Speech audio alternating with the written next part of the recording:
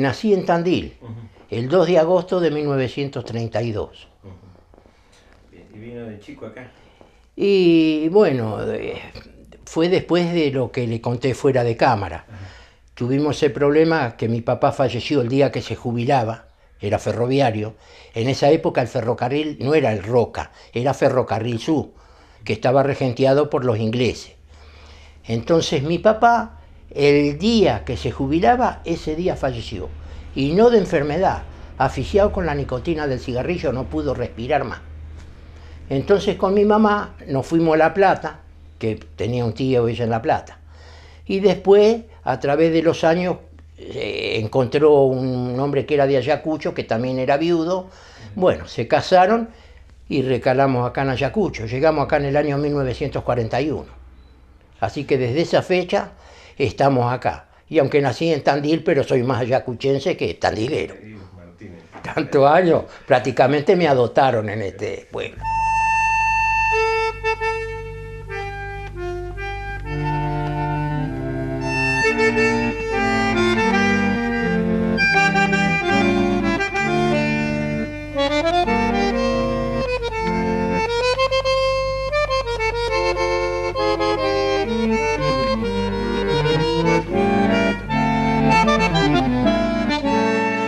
A la escuela número 7, ahí enfrente a la Plaza Colón.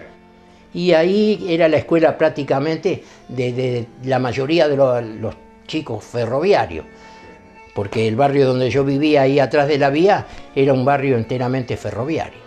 Bueno, el primer pique que tuve, o trabajo, porque no era trabajo, después de la escuela trabajaba para la cigarrería de Angiolini, que estaba enfrente a la plaza principal, que ahora hay un escritorio que creo que hay un hijo de él, no sé si falleció o no, no sé.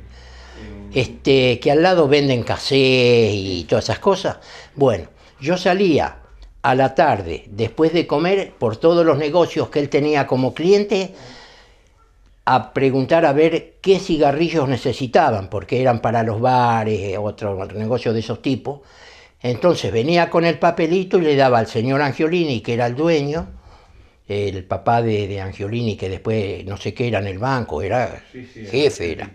Y el otro que cantaba muy bien, un Angiolini de eso. Usted que también es cantor, ¿se acuerda de ese? Ese cantaba extraordinario, qué voz tenía. Bueno, todos ellos los conocí de chico.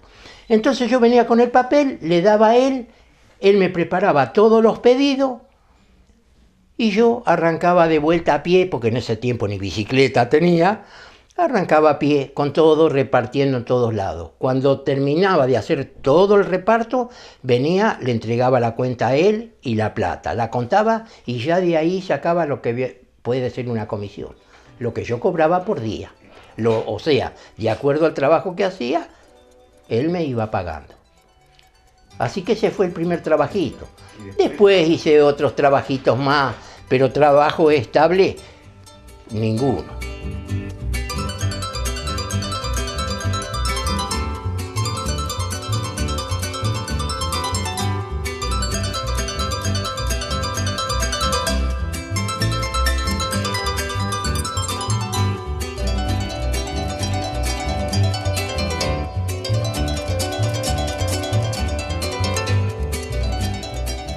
Y después, claro, al cumplir 18 años, entré en el ferrocarril, por medio de mis hermanos, porque nosotros, el clan de los Martínez, nosotros empezando de mi papá, hasta mi hijo que todavía está trabajando, que él está en Chascomús, nosotros llevamos 170 años de ferroviario. Claro. Y claro, porque antes eran 30 años, cuando se jubiló mi papá era 30, y después, sin entrar en política. Yo siempre digo que la política es como los cuadros de fútbol, cada cual es hincha del cuadro que más le guste. Pero cuando vino la Revolución Libertadora, que yo me tuve que ir a Tandil cuando cerraron el ferrocarril acá, me faltaba 1 año y medio para jubilarme, con los 30 años. Y entró la Revolución Libertadora y pusieron de presidente a Onganía, al general. Y Onganía, el primer regalo que le hizo la gente de trabajo, le metió 5 años más de trabajo a todos. Sin discriminación, a este sí, a este no, no, no, a todo. Así que tuve que estar como 7 años y pico en Tandil. hasta que me jubilé. Dejé la familia y me tuve que ir a una pensión. Yo soy oriundo de Tandil, tengo familia, tengo todo, pero no me gustaba molestar a nadie. Yo me fui a una pensión. Así que ¿cuántos años estuvo en ferrocarril? Y en el ferrocarril estuve 36 hasta cumplir los 5 que había agregado Onganía. Si no, eran 30 años. Me faltaba un año y medio. ¿Qué hizo usted? Bueno, yo acá en el ferrocarril entré, estaba en Remedios de Escalada, entré allá, que era el foco prácticamente del ferrocarril en el Gran Buenos Aires. Ahí se reparaban a nuevo las máquinas, los vagones, todo. Estuve un tiempo ahí, pero trabajaba con el jefe del galpón de Escalada, pues era un galpón que abría 1500 personas. Estaba como escribiente, en una palabra, con él. Entonces un tal Fernández, nos habíamos hecho bastante amigos y gracias a él me dijo Martínez, dice, mire, acá está de que usted va a entrar en la parte de la fraternidad, porque el gremio ferroviario está en dos partes, está dividido, Unión Ferroviaria y Fraternidad. Ahora, la fraternidad es la parte de los conductores de locomotora. Son los únicos que después de dar examen y pasar están autorizados para manejar una máquina. Entonces siempre son menos los conductores. Bueno, así que, bueno, me dediqué a eso, ya empecé a estudiar. Por ejemplo, se entraba como aspirante a conductor, que no era conductor, era maquinista. En esa palabra, la palabra conductor no existía en esa época. Maquinista, aspirante efectivo. A los 6 meses se daba examen de aspirante autorizado. Después de ser aspirante autorizado, había que esperar que por rotación le tocara a uno y le daban la clase de foguista. El foguista es el ayudante del conductor. O sea que uno indirectamente lo manejan a uno, sí, porque tiene su patrón, que es el ferrocarril. Pero usted a su vez como patrón lo maneja al foguista, no llevarlo por delante, no, dentro de lo que corresponde. Pero que le ayude a revisar la máquina, a limpiarla junto con usted, porque después hay que entregársela a otro personal y hay que entregarla limpia la máquina. Así que, bueno, después de 5 años me dieron la clase de foguista. De ahí hay que estudiar para dar examen de maquinista. Entonces le dan 5 años de plazo para que usted estudie. Después de los 5 años lo llaman a dar examen. Y examen, yo anoche le estaba enseñando los libros que tengo, que ustedes después lo van a ver, a mi señora. Es como el auto. Usted el auto lo tiene que conocer, de un paragolpe al otro. Porque capaz que va y le hacen una pregunta o dos. Claro. Pero uno no sabe lo que le van a preguntar, entonces hay que saber todo.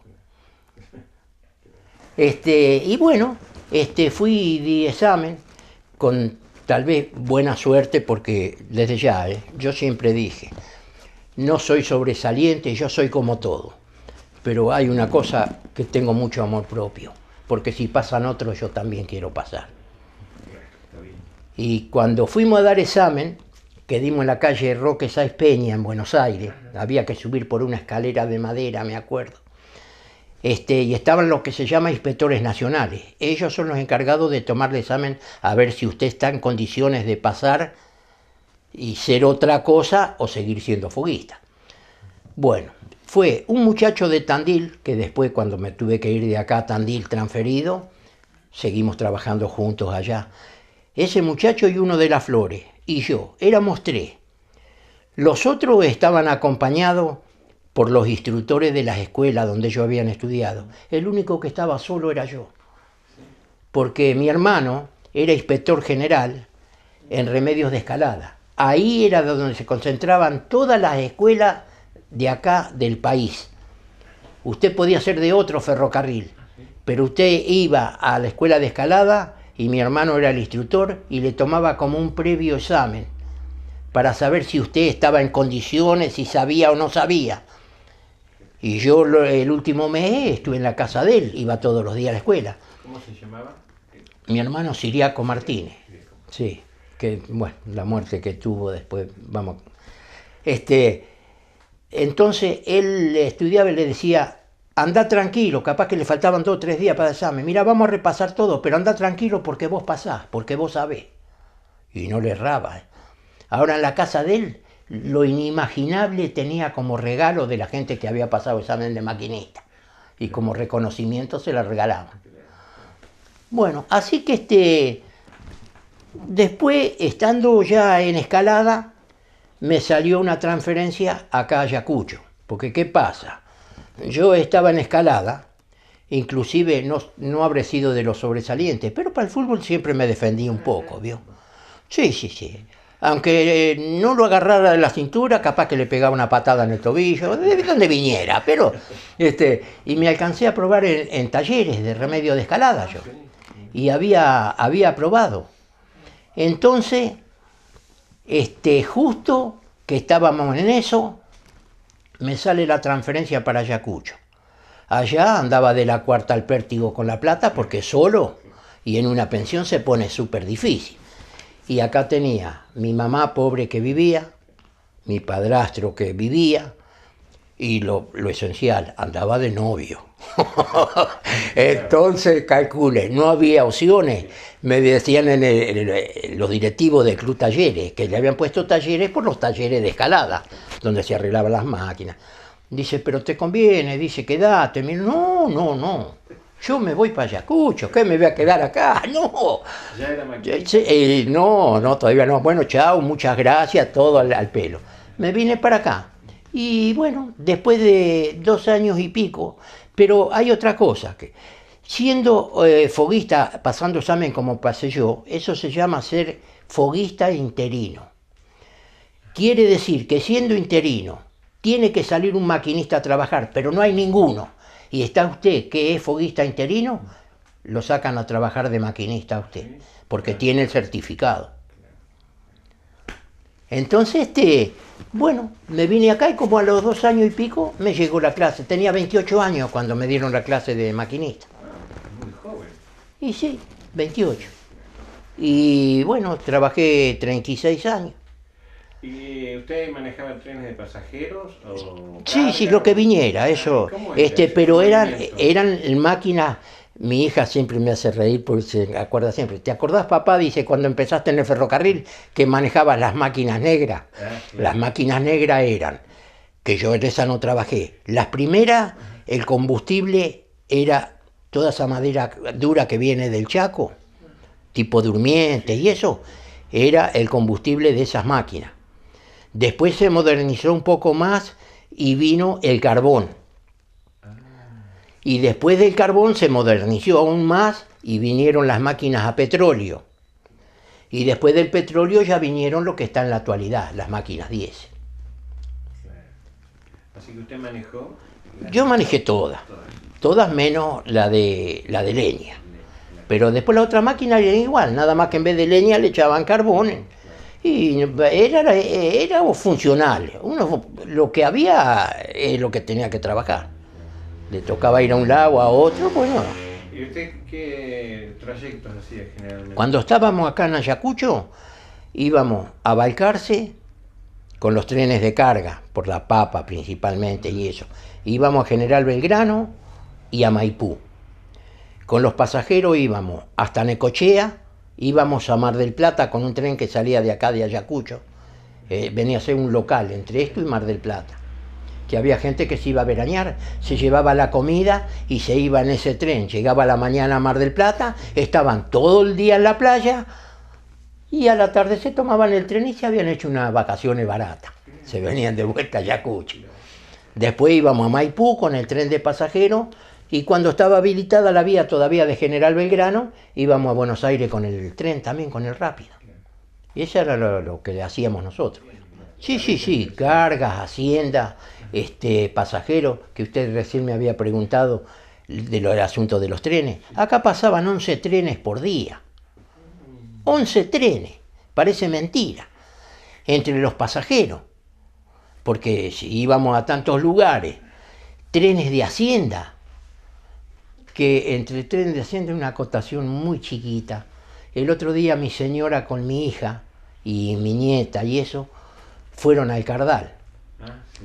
Y estuvieron conversando con el dueño del Cardal Y yo le contaba a ella, le digo, ese hombre, se sacaron fotos con él y todo, ese hombre que se sacó la foto con ustedes es el padre del hombre que yo conocí, del otro Solané anterior, un hombre bien puesto, un hombre alto. Ya con verlo, vio la imagen de él, que llegó una tarde de verano, llegamos a Solané, íbamos con un tren de Hacienda para General Belgrano, que después seguían a los frigoríficos, esos trenes con Hacienda y eso. Y estaba sentado en la estación, un calor, estaba trabajando el foguista en la máquina. Y se presenta un hombre, una pinta bárbara, tipo. Me dice, señor, dice, ¿usted es ferroviario? Se presentó. ¿Y sabe quién era? Y era Solané, era el dueño del Cardal. Anterior, claro. Entonces le digo, sí, señor. Dice, ¿me puede hacer un favor? ¿A dónde está el jefe? Digo, mire, el jefe está allá, que están cargando la hacienda porque tenemos que llevar esa hacienda que va para... Me dice, yo soy el dueño de esa hacienda. Yo no sabía qué era. Entonces después se presentó, dice, yo soy fulano de tal, dueño del Cardal. Y entre tantas cosas que conversamos en ese rato que estuvimos, pero mire, yo digo lo que es la gente, cuando no tiene vuelta, vio que la gente es sencilla, es llana. Me dice, cuando guste ir a conocer la estancia, aunque yo no esté, usted vaya y dígale al mayordomo que va de parte de fulano de tal, dice. Pueden quedarse, comer, dormir, estar todos los días que quieran. Y lleve su familia también, dice, para que conozca la estancia, sin conocerme. Claro. Se da cuenta lo que es muchas veces la gente. Sí, claro. Bueno, y yo le contaba a mi nieta y a mi señora, le digo, ese hombre es hijo del hombre que conversó conmigo cuando hablábamos del asunto de la hacienda. Claro. ¿Vio? Una linda anécdota, ¿no? Y le parece que, qué sé yo, por eso yo digo que muchas veces, porque estamos divididos en dos sectores, hay gente que tiene, y sí, aparenta lo que tiene, pero hay gente que no tiene y aparenta lo que no tiene, ¿eh? Porque es así, sí, es así. Bueno, así que... Y, bueno. Anécdotas de ferroviarias, muchas. Dime. Y ferroviarias, sí, buenas. Mala. Tengo una que ahora después se las voy a enseñar. Sí. De 17 vagones se me dieron vuelta 14. Pero usted sabe que salíamos con un tren, sí, mire, tocayo suyo, Néstor Taborda. ¿Lo conoce a Néstor? Sí. Bueno, él era el foguista mío. Y salimos con una máquina de esas de vapor a petróleo, pero prácticamente la habían sacado de reparación. Estaba nueva. Y queríamos ir a ver, era cuando recién los partidos los daban por televisión. Queríamos ir a ver el partido, y General Belgrano, hay 163 kilómetros de acá a General Belgrano por la vía. Entonces le digo, bueno, metele, Néstor, le digo, yo te voy a cebar unos mates, aunque no tomo mucho, pero... Y salimos, íbamos. Y yo a propósito lo toreaba. Le digo, metele que vamos a perder el partido, metele, corre. Che, Ovidio, mirá, vos sabés que no... Vos dale. Acá si pasa algo, a mí me van a castigar, a vos no te van a decir nada. Y salimos. Pero mire, hay veces que uno se... Ahora me río de eso, pero en el momento, sabiendo que uno es el responsable y que si van a castigar a alguno, te van a castigar a vos, porque al foguista no le preguntan nada, ¿eh? Siempre el responsable es el maquinista. Bueno, salimos de acá, hicimos Solané la primera, Langueyú, Udaquiola y después viene Casalín. Hay 28 kilómetros de Udaquiola a Casalín. Que volaba el tren, porque con esa máquina nueva. ¿Y sabe qué llevábamos? Papa de Balcarce. Cuando recién se inventaron esas bolsas blancas, en lugar de aquellas antiguas de arpillera, eran blancas, con una tarjeta verde cada una. Era papa nueva y de importación. Usted sabe que estaba en la Dársena, en Buenos Aires, el barco esperando para llevar la papa a Chile. Se corta un eje se llama freno, que va a continuación de la máquina. Se corta el eje, que eso fue cuando antiguamente uno dice croto, gente que andaba buscando trabajo, pero dice, mirá los crotos. ¿Se acuerda que venían, pero de a montones, arriba de los techos, en todos lados? Entonces eran vaquianos. Dentro de donde va el bogue, que se llama, eso va cubierto va girando el eje adentro del bogue. Entonces, para que no se caliente el eje, está todo cubierto eso con estopa con aceite. Es para evitar que ese frotamiento que tiene el eje con la parte donde va hacia arriba, es como un bronce que va, es para evitar el calentamiento. Pero claro, ¿quién iba a lubrificar eso si los tipos lo sacaban para hacer de comer, para prender fuego? Los gauchos estos que andaban en eso. Entonces, yo no tengo ninguna obligación de revisar eso. Hay otra persona, cada cual, dentro del ferrocarril, como en todos lados, tiene lo que tiene que hacer. Bueno, ¿cómo sería? Se calentó de tal manera que se cortó como si lo hubieran cortado con una sierra. Cayó sobre la vía, y al caerse sobre la vía, se abrió la vía. Porque todavía, mire, pasaron tantos años, pero hay cosas que uno no se olvida. La vía de riel a riel mide 1,67,6 de la vía ancha. Después está la trochita, que son 75 centímetros ya por Bariloche. Bueno, se abrió. Entonces los vagones que pelaban atrás, cuando llegaban ahí y no tenían vía, no tenían mejor cosa que hacer así y darse vuelta, con la rueda para arriba. Y yo sentí un tirón de golpe, claro, lo que se clavaban los vagones y se volcaban. Cuando vi eso, saco la cabeza, parecía que tronaba a lo lejos. Y miro para atrás y le digo a Taborda, pará, que se está dando vuelta el tren. Y me miraba y se reía. Claro, le digo, no te rías, que te digo en serio, pará. Cuando paró, había quedado la máquina, las dos chatas que llevábamos de freno y el vagón. Los vagones se habían dado vuelta todo, cargados de papa.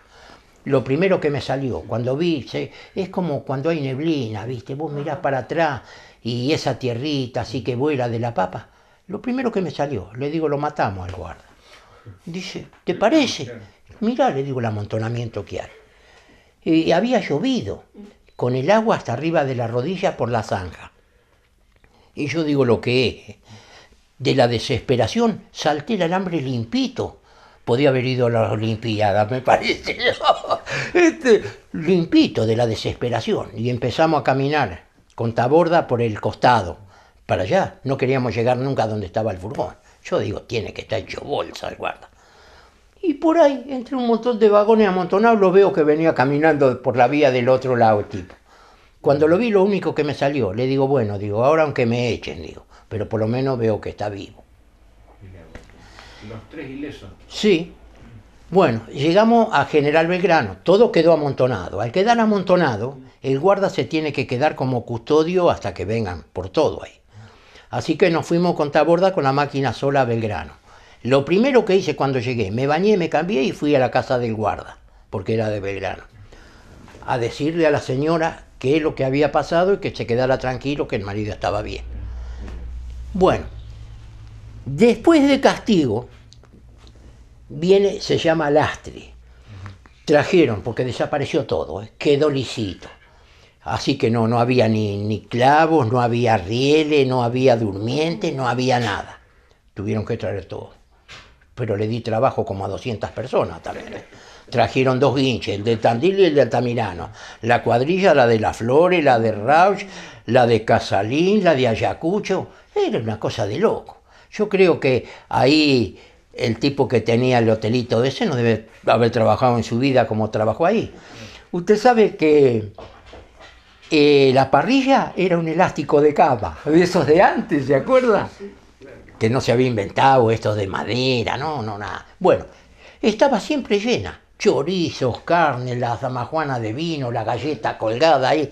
Entonces, por ejemplo, trabajábamos nosotros tres y veníamos, así fueran las 2 de la tarde sin comer. Bueno, vamos a comer, sí, bueno, comemos y después, ¿cuánto es? ¿Qué sé yo? Mirá, dame tanto para ir reponiendo lo que hacía. Y en el hotel había que esperar que se levantaran los que estaban durmiendo para poder acostarse porque no alcanzaban la cama. Yo le decía a Taborda, le digo, si tengo que pagar esto, hasta que me muera tengo que trabajar gratis para ferrocarril. Era en el año 65. ¿Y sabe cuánto hubo? 65 millones de pérdidas. Mire, ¿Y a usted no le...? No, después vino la otra. No se las voy a hacer muy largas, así no los entretengo tanto. Era el jefe general de toda la zona Mandolesi de Tandil. Era un tipo, pero bravísimo. Era bravísimo, no bravo, bravísimo. Pero sabiéndolo llevar, era un tipo bueno. Bueno, conmigo era muy amigo. Y venía caminando con taborda yo por arriba de la vía, que ya estaban empezando a poner los rieles y todo. Y él iba caminando así, para aquel lado, y nosotros veníamos para acá. Y venía con el jefe de Mar del Plata, la sección Mar del Plata. Y me dice, hola Martínez, ¿cómo le va? ¿Qué tal, señor Mandolesi? ¿Qué dice? Dice, ¿qué pasó?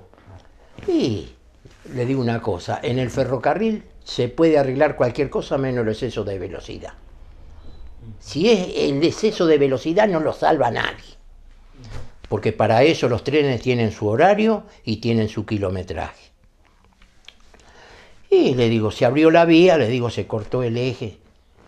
Y me mira y me dice, Martínez, dice, pero usted venía muy ligero, ¿eh? Digo, no, señor Mandolesi. ¿Qué voy a venir ligero yo? Digo, ¿se cortó el eje? No, Martínez, dice, no me diga eso, él fumaba. Dice, fui al boliche ahí en Udaquiola y había dos gauchos en el mostrador tomándose una caña. ¿Y sabes lo que conversaban entre ellos? Que nunca habían visto pasar un tren de carga tan ligero. Dice. Me mandaron a la pared. No, bueno, y quedó. Pero cuando llegué, de todo ese descarrilamiento que vine acá, que llegué a Ayacucho, me estaba esperando un coche que habían traído de Buenos Aires con un gerente, un escribiente y no sé quién era el otro que me preguntaba. Los tipos con la máquina, todo ahí. No me dejaron ni venir a mi casa. Bajé del tren y me llevaron a declarar. ¿Vio? Y usted decía en la línea, esas 3 estaciones cada cual tenía su jefe. Me defendieron como unos leones, los 3 jefes. Y escribieron como locos, igual que yo.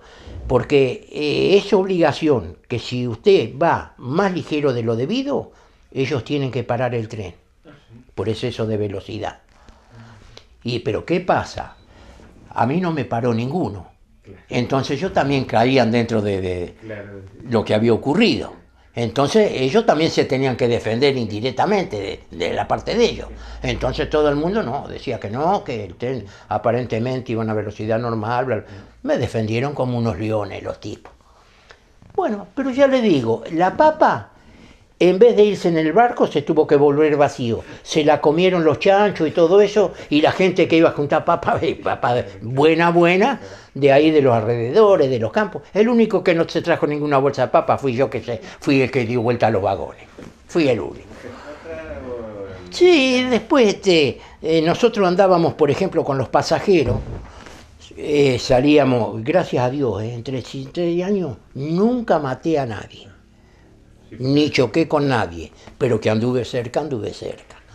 Nosotros teníamos, saliendo de Las Flores, la primera estación para el lado de Tandil se llama Plaza Montero.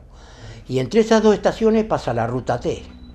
Y la ruta 3 es una ruta que es muy complicada, porque como pasa por todas las calderas, va por el lado de Azul, Olavarría, todo eso, hay que tener cuidado. Yo vi darse vuelta a 2 máquinas ahí en el choque, y matarse los 2 maquinistas, porque chocaron con el camión y acoplaron, y se dio vuelta la máquina.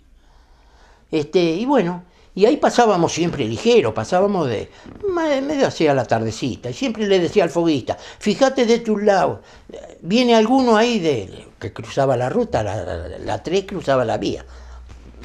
A ver si viene alguno de ahí. No, de acá no viene nadie. Bueno, de acá tampoco, vamos a pasar como venimos nomás, bien ligero. Y un día me dice, che Martínez, acá viene un camión con acoplado colorado, dice, y vos sabés que no para, dice. Y yo le tocaba bocina, le prendía y le apagaba las luces para que viera. Si ellos tenían esos carteles cruzados, ¿vio? Que sabían que estaba la vía. Y nada, y no paraba. Y todavía no era de noche. Bueno, entonces empecé a frenar, y más o menos como de acá a la puerta, 8 o 10 metros del cruce de la carretera, lo paré al tren del todo. Y el tipo seguía metiéndole. Y cuando estaba casi encima de la máquina paró, venían 3 arriba, muertos de risa los tipos. Y me dio bronca, total si me decían algo le metí otra vez y lo dejaba de a pie. Le digo, ¿ustedes son locos o se hacen? ¿Por qué? Me dice el que manejaba. ¿Cómo? ¿No vieron el tren ustedes? ¿No sintieron la bocina que les prendía y le apagaba la luz? Sí, dice. Le digo, ¿y por qué no pararon? Este camión tiene un freno bárbaro, dice, para en cualquier lado. ¿Y si no para? Porque los fierros son así. Yo siempre en ese aspecto, muchas veces, desde ya, el ferrocarril es mi vida, yo lo llevo en el alma. Y no tengo mucho, pero lo poco que tengo, lo tengo gracias al trabajo del ferrocarril. Pero, qué sé yo veo cosas, escucho como usted y como todo el mundo la televisión, que muchas veces a cualquier gremio le bajan la caña con todo, lo hacen quedar mal con todo el mundo, sin saber cómo son las cosas. Claro. Porque el que está compenetrado dentro de un gremio por muchos años, sabe el manejo y cómo son las cosas. Es lo mismo que ustedes ahora vienen en el auto, salen y se le pincha una goma. Es una cosa imprevisible, pero ustedes no la buscaron. Claro. Y la máquina se rompe porque se rompe. Yo no quiero que se rompa, porque algo tengo que hacer con tal de poder seguir. Pero es una máquina. Pero, entonces, y eso es lo que hace quedar mal a la gente, porque es así. ¿Qué opina del ferrocarril ahora? Porque usted vivió la gloria del ferrocarril. Sí, la verdad que sí. No, esto es de juguete, esto no es ferrocarril. Esto es como regalarle una maquinita para el día del cumpleaños o de los reyes a un chico. Antes el ferrocarril era serio, era ferrocarril, principalmente en el tiempo de los ingleses. Eran rígidos, pagaban, eso sí, pagaban, el ferrocarril marchaba como debía, pero a mi papá siempre contaba, a mi vieja, a mi mamá, pobre, le daban ropa azul, una blusa azul y un pantalón azul. Él era capataz de los cambistas en Tandil, que es donde se arman y se desarman los trenes con los distintos tipos, por ejemplo, un vagón va para Udaquiola, el otro va a Tres Arroyos y los van clasificando. Y cayó un jefe de esto y lo encontró a mi papá, que dice que estaba sin gorra, porque le daban una gorra azul. Lo único que le faltaba era la gorra. Lo suspendieron 2 días porque no tenía la gorra puesta. Ahora no. Yo fui antes ya me había jubilado. Voy a Buenos Aires y los veía a los maquinistas y a los foguistas. Che, pero parecen vaqueros del lejano oeste allá en Estados Unidos. Unas camisas a cuadros así de todos colores, de vaquero. Lo único que le faltaba es que se pongan la canana, se llama. Acá con los revólveres y las botas y que caminen medio chueco. Le digo, pero dígame, ¿qué son ustedes? ¿Son convoy de lejano oeste o son maquinistas? Le decía yo, uno me miró con cara de perro, no le gustó nada, pero es así. Entonces se desdibujó todo. El guarda tenía su ropa. Y yo me acuerdo, mi padrastro con brazo lustraba, porque eran de bronce los botones, los lustraba y todo. Ahora yo he visto guarda vestido así como estamos nosotros, de particular. Entonces usted no sabe si es un ferroviario o qué. Entonces toda esa seriedad se ha perdido. Y a raíz de eso es que ocurre tantas cosas, como ocurre ahora, porque ustedes son gente informada, que hablan de los tercerizados. Los tercerizados en la época en que nosotros trabajábamos ni se soñaba de eso. Nadie sabía nada. ¿Era ferroviario o no era ferroviario? Y se terminó el partido. Resulta que ahora vienen los tercerizados y te descuidas y mandan más que el jefe. Hacen lo que ellos quieren. No es así. Pero para contar hay muchísimo que contar. Hay para estar todo el día porque hay cada anécdota. Oh. Escúcheme, ¿al fútbol jugó acá después? Sí. Y sí, después tenía 15 años cuando empecé a jugar. Ajá. Jugué primero en Defensores. Después pasé a Ferroviario porque con el asunto de que estaba en el ferrocarril, había mucha gente hincha de Ferroviario. Ahí.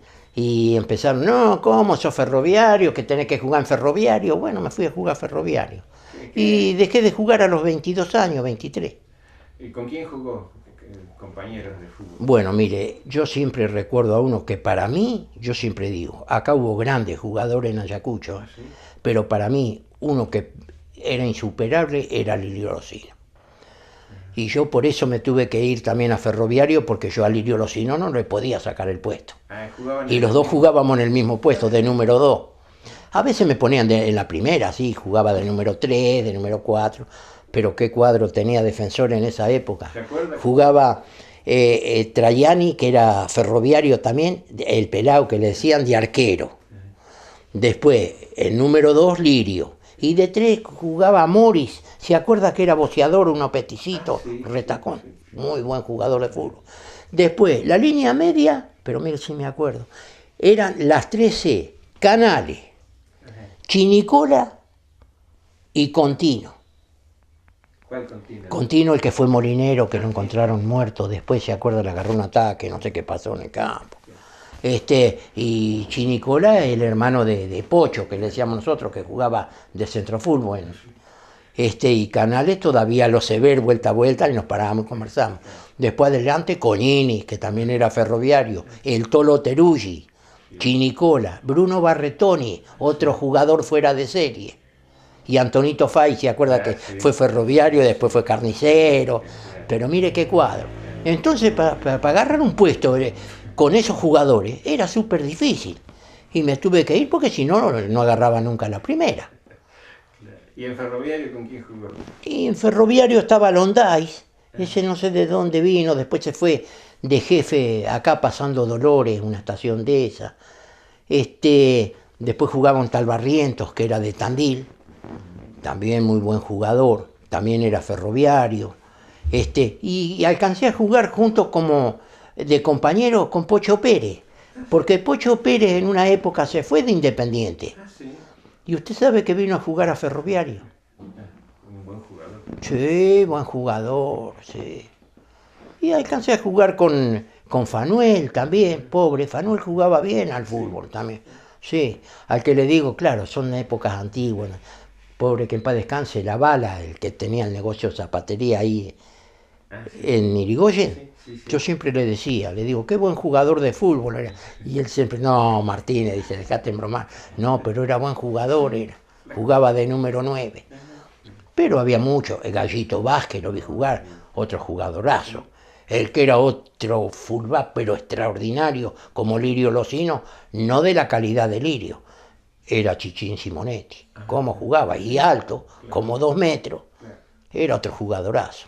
Pero la prestancia que tenía Lirio Losino, ¿sabe a quién me hacía acordar? A Oscar Basso, el fullback que tuvo San Lorenzo. Lo tuvieron que sacar de la primera porque no le pegaba a nadie. No le pegaba a nadie. Pero qué jugador. Y era la época que lo agarraban, sí, lo partían por la mitad. Donde lo agarraban le pegaban. Entonces el tipo no encajaba en esos equipos.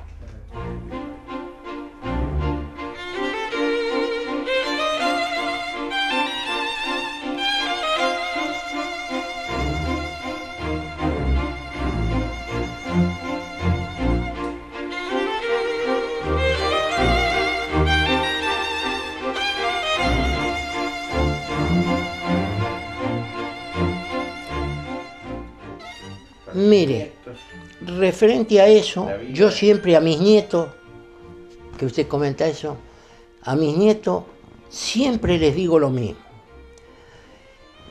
No sé si es la forma de crianza o que se dan las circunstancias, pero yo siempre digo que en esta vida, muchos capaz que después escuchen esto van a decir, mira este viejo, mira lo que está diciendo, porque usted ve cómo ha cambiado todo.